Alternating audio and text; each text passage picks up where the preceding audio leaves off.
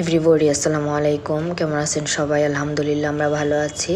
তো আপনার ভাইয়া গুলাইয়া মাছ আনছে আর কি। তো আমি ভাবলাম যে গুলাইয়া মাছগুলাকে আমি আপনার ভাইয়া বলতেছে যে ভুনা করে দিবা, বেশি করে পেঁয়াজ দিয়ে লাল লাল করে ভেজে দিবা। তো আমি ভাবলাম উনি যেহেতু বলেছে যে খাবে আপনার ভুনা করে, সেজন্য আমিও ভুনার রেসিপি নিয়েছি। কারণ গুলাইয়া মাছ কিন্তু আপনার এভাবে ঝোল দিয়ে রান্না করলে খাওয়া যায় না, কারণ গুলাইয়া মাছটা ট্যাংরা মাছের চেয়ে একটু নরম। কারণ গুলাইয়া মাছটা একটু অন্যরকম, যেমন বড় তেমন মানুষ যখন বড় মোটা তাজা থাকে তখন কিন্তু খুব দুর্বল থাকে, এরকম আর কি। তো গুলাইয়া মাছটা বড়, সেই জন্য গুলাইয়া মাছটা খুব দুর্বল। গুলাইয়া মাছটা আপনার ভাইয়া খুব পছন্দ করে, আমার শাশুড়ি অনেক পছন্দ করে। তো মাঝে মাঝে আমার শাশুড়িকে মাছ যখন আমি কুটিয়ে রাখি তখন আমি চেষ্টা করি দেওয়ার জন্য, কারণ আম্মা আসলে আম্মাকে বলি যে ছোটো মাছ এটা আছে ওইটা আছে নিয়ে যান। তো আম্মা যদি ভালো লাগে মাছগুলা তাহলে নিয়ে যায়, আর যদি ভালো না লাগে তাহলে নেই না। তো আম্মা আবার একটা জিনিস কি, ছোটো মাছ খেতে খুব পছন্দ করে। আর বিশেষ করে আম্মা তো আপনার বড় মাছ মাছই খাই না উনি, বড় মাছের লেজ খাই, আর লেজটারও মাছ খাই না, লেজটার নিচের অংশটা যেটা ওইটা খাই আর কি। তো আমি প্রায়, আর আম্মা মাথাটা পছন্দ করে, বড় মাছের মাথাটা। তো আমি বড় মাছের মাথাটা প্রায়, যদি আমি তো আমাদের ফ্যামিলিতে তো আমি আমার হাজব্যান্ড দুইজনেই সময় নাই যে মাছের মাথা খাবো বসে বসে, সেজন্য প্রায় সময় মাছের মাথাটা আম্মার জন্য রেখে দেই, বা রান্না করে আম্মারে বলি যে আম্মা মাছের মাথা আছে আপনার জন্য রাখছি, এসে খেয়ে যান। তো আম্মা প্রায় যদি ভালো লাগে তাহলে এসে খেয়ে যায় আর কি। তো আমার মতে কি জানেন, শ্বশুর শাশুড়ি যদি থাকে, আমার শ্বশুর যদি থাকতো আমার আরও বেশি ভালো লাগতো, কারণ শ্বশুর শাশুড়ি যদি থাকে যতটুকু পারেন এদেরকে করে দেন। কারণ যদি আপনারা তো একদিন বৃদ্ধ হবেন, বা আমিও তো একদিন বৃদ্ধ হব, হয়তো আমার কপালেও এরকম, আমি যেমনটা করব এরকম আমার জন্য এমনটা থাকতে পারে। তো বিশেষ করে আমি মনে করি এরকমটা না করাই ভালো, কারণ আল্লাহ কিন্তু সব কিছুই দেখে। আর আমার মার কাছে যদি কোনো কিছু বলি শ্বশুরবাড়ির ব্যাপারে, আমার আম্মা তেমন পাত্তা দেয় না। কারণ আম্মাকে যদি বলি যে এই জিনিসটা করতে আমার কষ্ট হচ্ছে, মা বলে কি কষ্ট করো, সমস্যা নাই, আল্লাহ তো দেখতেছে। তো আসলে বিশেষ করে মার যে বিষয়টা, আম্মা যদি আমাদেরকে পাত্তা দিত হয়তো আমরা আম্মার পাত্তা পেয়ে শ্বশুরবাড়িতে একটু দেরামি করতাম, কিন্তু আম্মা এই জিনিসটা পাত্তা দেয় না। তো আমার মাকে আমার অনেক ভালো লাগে।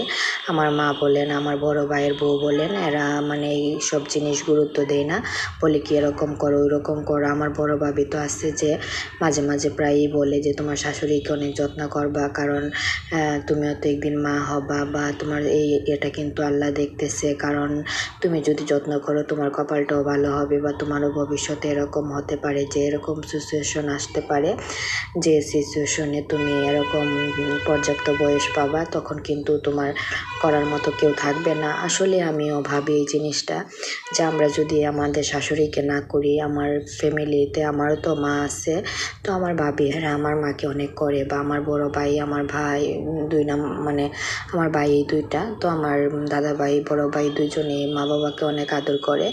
আমার বড় ভাই তো মনে করেন যদি আম্মা একটু অসুস্থ হয়েছে বা আব্বা একটু অসুস্থ হয়েছে তাহলে কোনো কথা নাই, ডাইরেক্টলি ডাক্তার কাছে নিয়ে যাবে। আর আম্মা যদি কিছু বলে যে যাব না, তখন আমার ভাই অনেক রাগ করে, কারণ আম্মা আমার ভাই চাই যে মা বাবা ডাক্তার দেখাক, বা ডাক্তারের কাছে যাক, ওষুধ খাক। কিন্তু আমার আব্বা আম্মা একটু অন্যরকম মানুষ, আম্মা আব্বা চাই যে ছেলের টাকাটা যাতে খরচ না হয়, যত ওষুধ না খেয়ে থাকা যায়, এরকম আর কি। তো আসলে আমার মা বাবার ক্ষেত্রে একটু ভিন্ন রকম, আর অন্যরার মা বাবার ক্ষেত্রে একটু ভিন্ন রকম। আমার মাকে যদি আপনি কিছু দিতে চান, বা আমার বাবাকে যদি আপনি কিছু দিতে চান, ওনারা নিতে চায় না, কারণ ওনারা মনে করে যে আমরা তো চলতে পারতেছি, এমন তো না যে চলতে পারতেছি না, তোমাদের কাছ থেকে নেব কেন, তোমরা এটা রেখে দাও, রেখে দিলে তোমরা ভবিষ্যতে কাজে লাগবে। বাবা দুইজনই এরকমটা ভাবে। তো আসলে আমরা তো কতদিন আর মা বাবাকে পাবো, আর শ্বশুর বাড়িতে চলে চলে আসছি, আর এখন তো সচরাচর সেই মতো মা বাবাকে পাইও না। তো আমি মনে করি যে মা বাবাকে যতটুকু করার বা শ্বশুর শাশুড়িকে যতটুকু করার ততটুকু করে গেলেই ভালো, কারণ আল্লাহ তো সব কিছুই দেখে। আল্লাহ সহায় হোক, কারণ আল্লাহ মনে করেন মানে দয়াশীল, কারণ আল্লাহর কাছে অনেক কিছুই আছে। আল্লাহ যা ইচ্ছা তাই করতে পারে, কারণ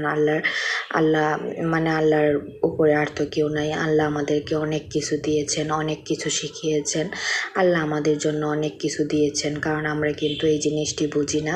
কারণ আমরা চিন্তা করি মাঝে মাঝে যদি রাগ হয় তাহলে ভাবে কি ধ্যাত আল্লাহ শুনে না, আল্লাহ আমার ডাক শুনে না। আসলে আল্লাহ কিন্তু আল্লাহর সময় মতো আমাদের ডাক শুনবে, আর আমাকে সে সময় মতে সেই জিনিসটা পৌঁছে দিবে বা দিবে।